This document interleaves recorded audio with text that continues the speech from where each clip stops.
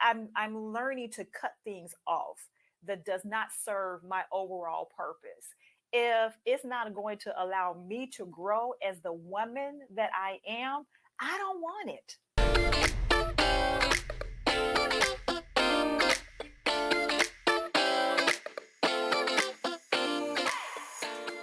One is loyalty.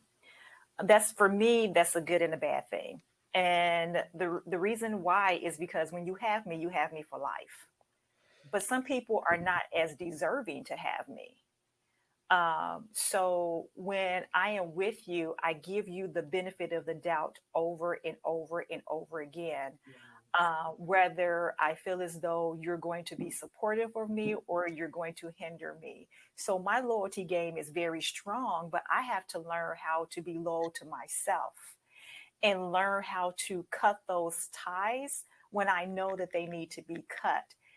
But for me, it's always thinking about how is that other person going to feel if they do not have me in their life, if that makes sense, as though I am the person to save everyone. And I think that mentality started for me when I was younger, growing up in the environment that I was in with my parents when they were married. Transparent moment, it was not always a loving marriage, which I think is why I had that initial imposter syndrome, because it was so chaotic around me that I felt that I had to be in control and that I had to be that light for my mom when she was going through such turmoil with my dad.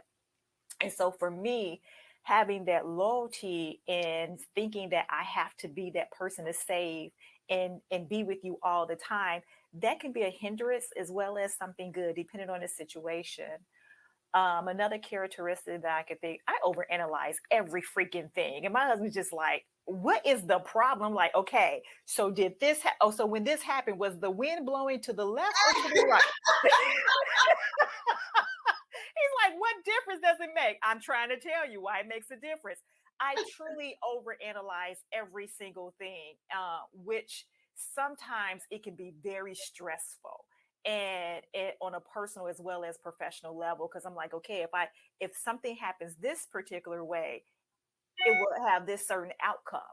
And if not, this is what I need to do. So let me think about this over and over. Even when I know I'm making the best decision, I'm still thinking about all the what ifs. I'm an avid reader. And when I was younger, I was too an avid reader. I literally would go to the library every weekend, check out a book and read the books, do the storytelling, everything, so I can get my free Pizza Hut personal pan pizza every weekend. Seriously. Me Uh, too.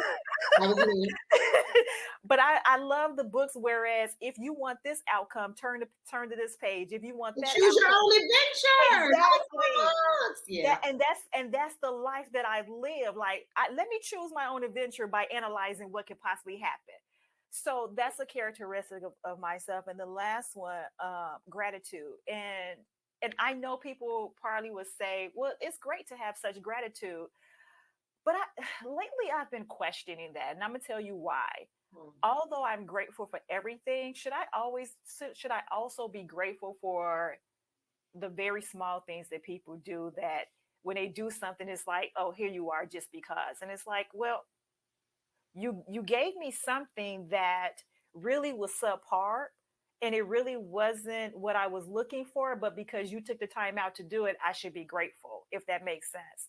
So I am grateful all the time for waking up every day and helping other people and for what people can do for me. But I'm lately questioning myself, that knowing who I am and valuing my self-worth, should I always be grateful for what people bring to me, even though it's not beneficial and even though it's subpar? And I know that they can give me something else that's better, but they're just giving me something just because that's what they want to give me. And that's my expectations of them. So I should be grateful that they did something, no matter how small it is, when I know that they're capable of giving me something that I truly deserve. Should I be grateful of whatever they just give to me, if that makes sense? You should be grateful for the lesson to even be questioning whether you should be grateful for this, right? Because it's helping you to level up and grow. So Mhm. that's where the gratitude comes in. I'm grateful for this experience so that I can evaluate whether or not this is anything that truly serves me. And that's how I Exactly. look. That's how I look at gratitude. It may not be in the act itself, but in the lesson from the act. Mhm. Mhm. right? Exactly. And because of that, lately, I've cut off some relationships, and I'm okay with that. Again, it's circle back around. My son's like, "You don't care." I do care. I care enough to understand what I want in my life, what I do not want in my life. I want peace in my life. I want happiness in my life. I want to define my success not only by my business and to be honest, I don't even talk about this is like Joy was talking about relationships. I don't even talk about my income or anything like that because not that I'm not happy about it, but for me, I got those family members. I know they're gonna check in. They always in my pockets. Let me hold something. They do. Let me hold something. They're like, I know you got it. I do, but not for you. Uh, but so I really don't talk about that. But my thing is, I'm learning to cut things off that does not serve my overall purpose. If it's not going to allow me to grow as the woman that I am, I don't want it. Yeah. I do not want it. I don't. Someone can bring me a $2 million check right now, and then have all these attachments. And if it's not going to benefit me, I'm so happy that I can say no.